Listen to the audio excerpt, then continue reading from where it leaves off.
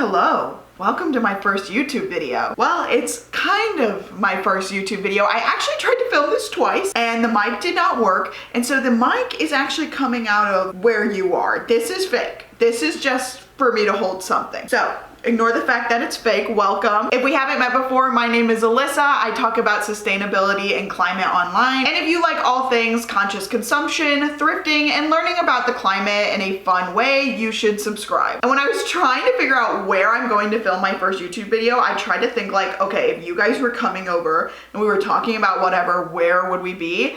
And it would be right here on my big old reading couch. This is my hobby couch. It is like so dreamy to me. It's just like this big plush couch I got on Facebook Marketplace, and it was such a deal, by the way. Of course, as a thrifty person, I have to brag about that. But anyways, we are talking about 25 things I will not be buying in 2025. I've seen a lot of people doing low buy years or no buy years this year. In 2022, I did a clothing no buy year, so no clothing, shoes, accessories, thrifted or new for the entire year. And I learned a lot from it. So I love seeing that other people are participating in no buy and low buy years. And although every year is kind of a low buy year for me, here are some things that I'm actually challenging myself not to purchase this year. So it's as much as a reminder for me as it is for you, and maybe you'll find some tips or some inspiration of things you can avoid buying this year. So number one is kitchen gadgets. Kitchen gadgets aren't always bad. For example, I just recently got one on Facebook Marketplace that helps me chop vegetables. I get a lot of hand pain. It's fairly new, whatever, we won't dwell on it. So sitting and chopping fruits and veggies for long periods of time just does not feel that great. So I got this chopper to do it for me. And that's kind of an example of a gadget. It has a very specific use that I could get done in other ways. And now maybe it's for your lifestyle, your convenience, any kind of pain you may have, these gadgets really work well for you. But you don't need all the gadgets that are marketed towards you. For example, I didn't need to be marketed a vegetable slicer at all. I knew I had hand pain and I knew I needed a solution, and I was able to find one on Facebook Marketplace. However, if it is a random kitchen gadget that had to be marketed to you for you to know that you want it, you don't need it. Number two is plastic baggies. I have not bought plastic baggies or Ziploc bags, whatever you want to call them, in like 3 years plus. And that's because I now use stasher bags or other brands of reusable silicone bags. They're great because you can heat them up. I put them in the microwave a lot and they're dishwasher safe. Number three is water bottles. I saw this TikTok video that was like, okay, I don't really like the Walla bottles. Stanleys are kind of heavy, so like, what's the next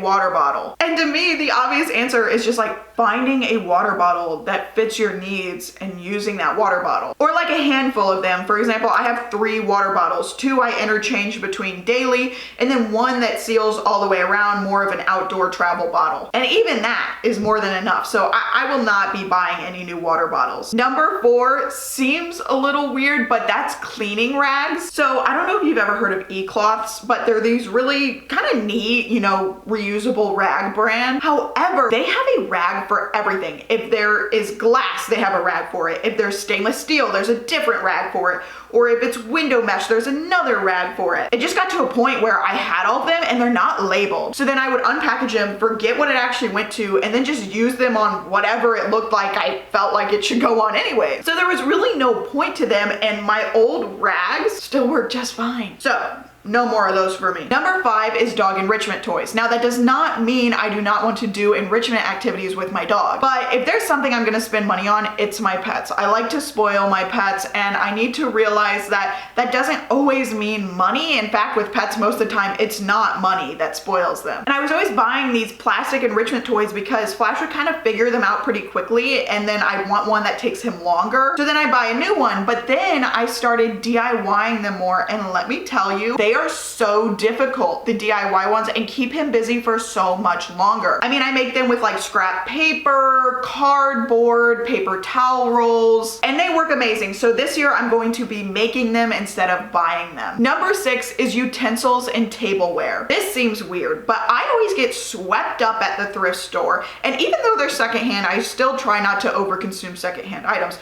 but I get swept up at the thrift store by things like cute little plates, or I get house videos where people have this gold silverware that's like so cool. And basically, my plates, my silverware, my utensils, they all work. I really don't need new ones. Number 7 is heatless hair tools, or just hair tools in general. I thought long and hard before I bought one of those heatless curler rods. And y'all, I really thought it was it. I'm like, I'm gonna wake up in the morning, I'm gonna have a fresh blowout. It did not. I look crazy. Every time I try to use them, I look absolutely crazy. And every month there's like a brand new heatless overnight curl routine to try out on TikTok, and I've tried them. And I just keep thinking that if I buy a different rod that it'll work better, but it won't. And I know it won't. I just need to accept that it's not working for my hair. Number 8, aesthetic dog accessories. This does not mean I won't buy things that my dog needs. However, it does mean that I will not upgrade something for aesthetic purposes and not functional purposes. Like, for example, he eats just out of this like plain stainless steel food bowl, and I see really cute ceramic ones all the time, and I have to realize it's not worth it. Flash doesn't care what his food bowl looks like, he doesn't care what his collar looks like, and he already has it all, so why buy it again? Number 9 is makeup that I'm not refilling. Basically, I have a makeup bag that is full. I have multiple blushes, multiple bronzers, multiple highlighters, and I don't do makeup in a very artistic way. I put the same stuff on my face every single day. And so all of them are kind of a similar shade, and I just need to use them up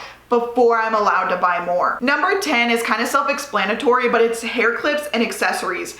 Basically, I bought too many. After my clothing no buy year, one of my things that I picked up as a bad habit instead is buying hair stuff, which is ironic because I don't do anything with my hair. It's either straightened or just brushed in the morning, and I never use these clips, I never use these overnight curlers, but I always think I want them. Number 11 is perfume. Lemon 8 really got me into perfume. I love people's reviews on there. I love reading about it. However, I did already have a few perfumes. I like vanilla perfumes. And then during the holidays, I got even more from family members because they saw I was getting into perfume. And now I have perfume. I mean, I think I'm gonna have to not buy perfume this year and the year after. I mean, that's how much perfume it is. Just because it goes such a long way, it lasts a while. I just really should not be buying more. Number 12 is travel bags and purses. Basically, I have 2 purses and they don't get used every day. I don't need more. And I have the same backpack I've taken on many of trips and am able to fit all of my stuff in. And so I'm just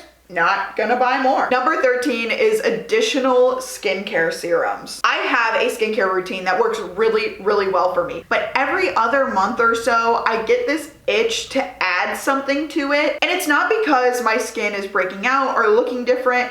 It's just because I think this serum will drastically improve my skin because that's kind of how it's marketed. And although they're from brands I love to support, I incorporate them into my skincare routine and then kind of figure out that 1, they don't do anything additionally beneficial to my skin, and 2, it adds an extra step and cost to my routine. So no more serums. That is the thing I'm always trying to add, is serums. I don't know why. Number 14 is coffee cups. This one is self-explanatory. If you saw my coffee cup cabinet, you'd know. Number 15 is car accessories. I currently have a 2008 Civic, okay? She's kind of old. And if something happens this year or in years in the future where there's a repair that's just worth more than the car, I'm probably going to get a different car. And I'm putting this on my list as a reminder not to buy car accessories because I work from home. I'm not in my car a lot. I'm able to walk to a couple of key places near me, and that's it. I don't need like those little specialty car goop cleaners or the little trash cans or car coasters, steering wheel covers. I just don't need it. Number 16 is non-thrifted clothing. After my clothing no buy year, I buy a lot less clothes overall. So just choosing thrifted clothes or just secondhand clothes is a good option for me. I don't buy that much anyways. Number 17 kind of goes along with that, and that is no pajamas. Thrifted or new, no pajamas. I went through this phase where I just thought I needed like specific pajamas, and I don't. I don't. I have enough is what I'm getting at. I don't need pajamas. I mostly sleep in big t-shirts. Number 18 is plastic wrap. The reason I won't buy plastic wrap and have it for many years is because I have beeswax wraps. They work great.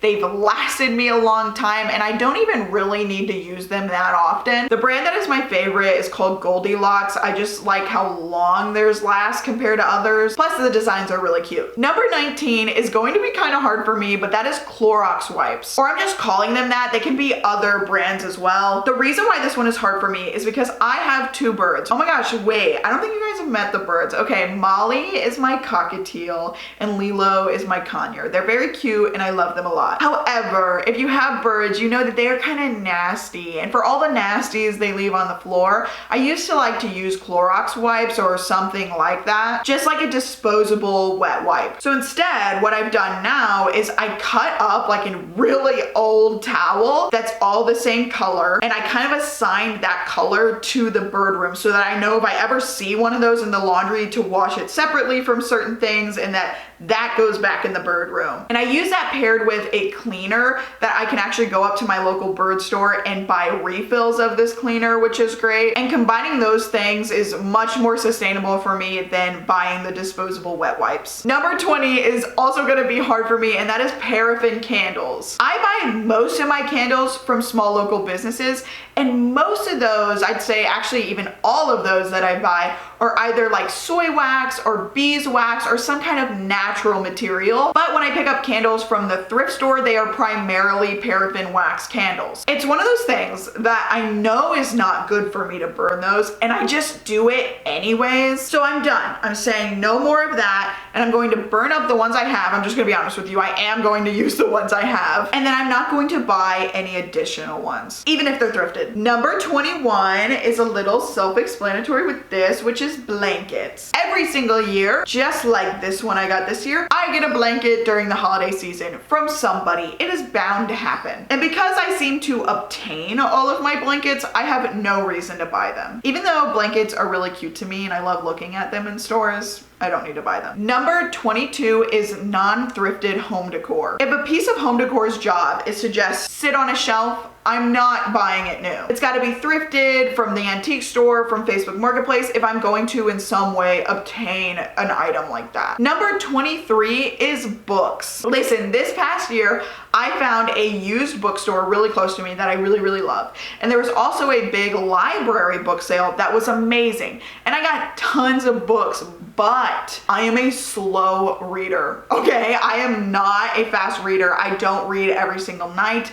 I read every single week, but not every single night.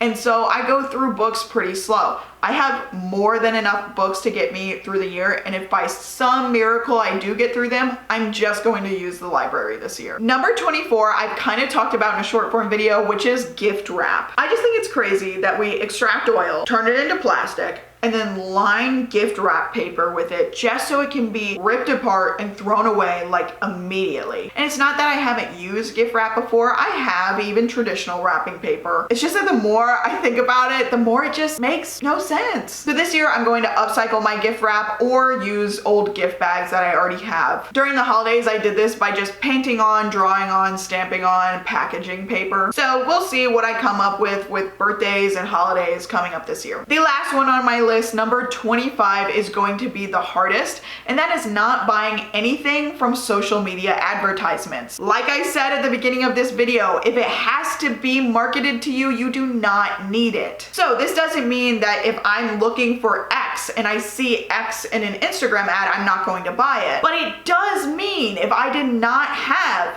Y on my list of things to buy and I see Y in an Instagram ad and I think, wow, that is really cool, it means that I was perfectly fine not knowing this product existed before and not having it in my life before I saw it. So I just simply will not buy it. And that wraps up my list. Thank you so much for watching my very first YouTube video. Hopefully over the next year, I can learn how to up the quality for you guys and make content that you really want to see. This is just our first go at it. And if you'd like to be a part of selecting what my next YouTube video would be, you should join my Instagram close friends story. If you follow me on Instagram, I sometimes post invites on my story where if you drop an emoji, I'll add you to my close friends story list. And on my close friends story, you get behind the scenes, sneak peeks, you get to choose content, choose community events, and we also chit chat and do Q&As. But until then, I'll see you in 2 weeks. Okay, love you, bye!